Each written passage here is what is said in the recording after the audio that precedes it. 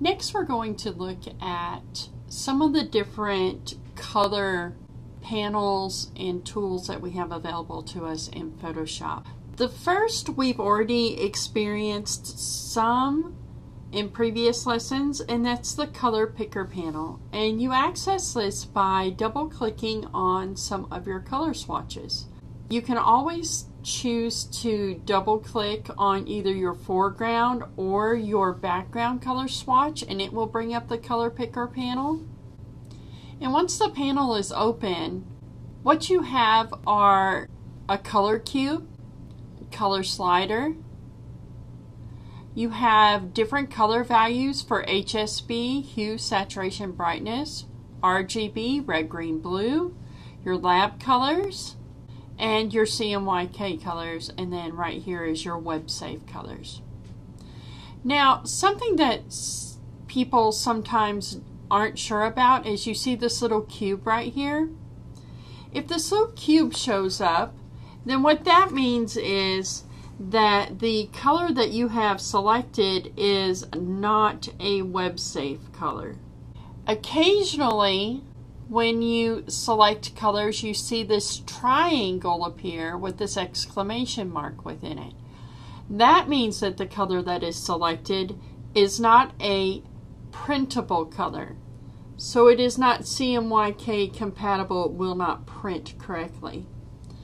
Now, if you want to select the closest color that will print, all you have to do is double click on it. It will select a close color that is printable, or you can double click on your web safe and it'll select a web safe color. However, if it's web safe, it may not be printable, so then sometimes you find yourself going back and forth between the two. And your web color value is listed down here out beside the pound sign. Now, when you have the color picker panel open, if you want to select an image from your color cube, you can, or if you come over to your image, you can use your eyedropper and you can go through the image and select various hues from the image directly. Now, once you have a hue or color that you like, you can choose to add it to your swatches here and rename it. Additionally, you can choose to select colors from the different color libraries, such as Pantone, True Match, etc. And once you have your color libraries panel open, you can go through the slider and select whatever color you want out of that color libraries panel. If when I am out and I just have my image open, I want to be able to select a color, I can use just the eyedropper tool, which is right over here on the left. Shortcut for it is I. And so with the eyedropper tool, I can click within my image and you can see over here that my foreground color is changing. Now you'll notice as I'm clicking, I get this ring tool. The sampling ring allows me to see a larger swatch of the colors as I go through, and I'm just dragging my stylus through the image. With my eyedropper tool selected, if I hold down the Alt key, I can select my background color. If I want to turn this sampling ring off, all I have to do is uncheck the Show Sampling Ring box up here in the options bar. So now let's take a look at our options panel up here. We've unchecked Show Sampling Ring, but right here under this drop down menu we can select what layers are we selecting the colors from. If we select current layer, then that one's pretty self-explanatory.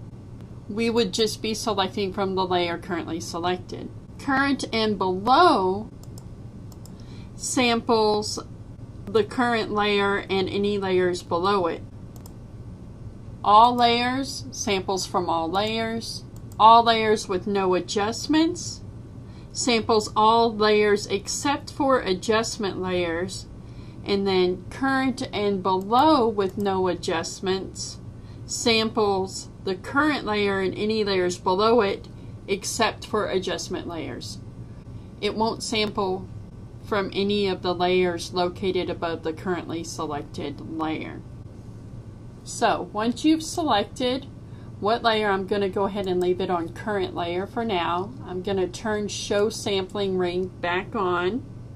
And once again, to select your background color, you hold down the Alt key and click, and you'll see over here the background color is changing. Or I can just click anywhere for the foreground color to change. Now let's look at the Swatches panel. And over here on the right hand side of your workspace, you'll see that you have a color panel that remains open at all times. And this color cube right here can be switched out depending on what you want. So right now we have the hue cube selected.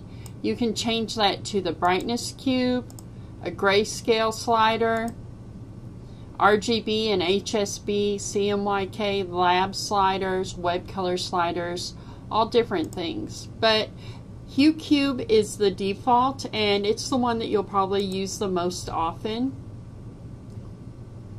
When you select your colors over in the hue cube, you can adjust the slider to select which hue you want, and then you can go in and you can select the saturation and brightness level that you want within the cube. Now in the Swatches panel, what you'll see is Adobe has preset color swatches that are loaded, and you can select the Swatch panel menu. You can go load various other swatches as you would like. You can create your own swatch menu. You can reset the swatches back to the originals, load swatches, etc. In order to create a new swatch, I'm going to switch to my Move tool here. If I want to create a new swatch, all I have to do is right click over here in the blank area of my swatch panel, and it brings up the color swatch name window. And so it's using the color that I have in my foreground color, and I can rename this whatever I want. I could name it according to a specific project, etc. And then if I wanted to, I could add it to my library here. So my current library is my library, and I can, if I check this box here, it will add it to my current library. And then all I have to do is rename it. I'm going to rename this one Fall Greenery and click OK, and we see that it appears over here. Now you're not able to go through and reset all of your swatches and drag and drop them, move them around over here. However, up here in this row along the top, these are the most recently used color swatches. So you do have a recently used area. You can go into your menu and you can select large thumbnail or small thumbnail, or you can choose to view it as small list or large list. You also are able to, through the preset manager, rearrange the swatches some. So you can go in and you can select preset manager, and then with preset manager selected, you can drag your swatches around and rearrange them however you would prefer. And so in that process, you're able to somewhat create groupings if that's your wish. When you're through, you can click Done. Right here, I can reset my swatches back to the original if I click OK.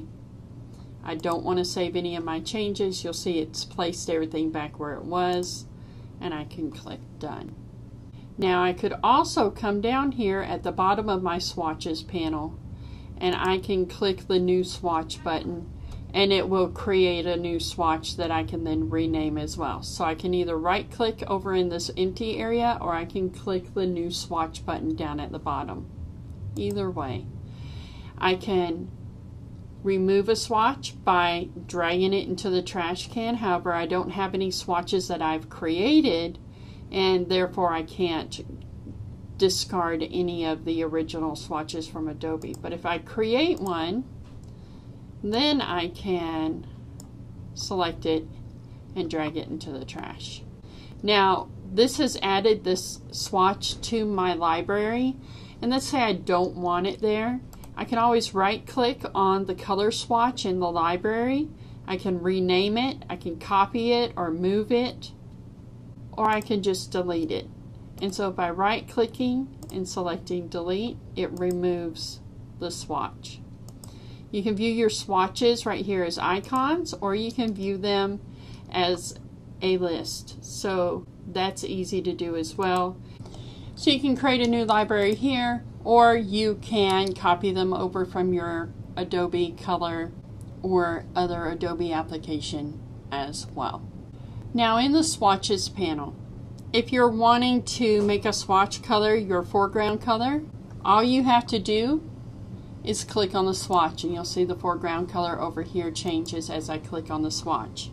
If you want to make a swatch color your background color, all you have to do is Control or Command click, and that will change your background color.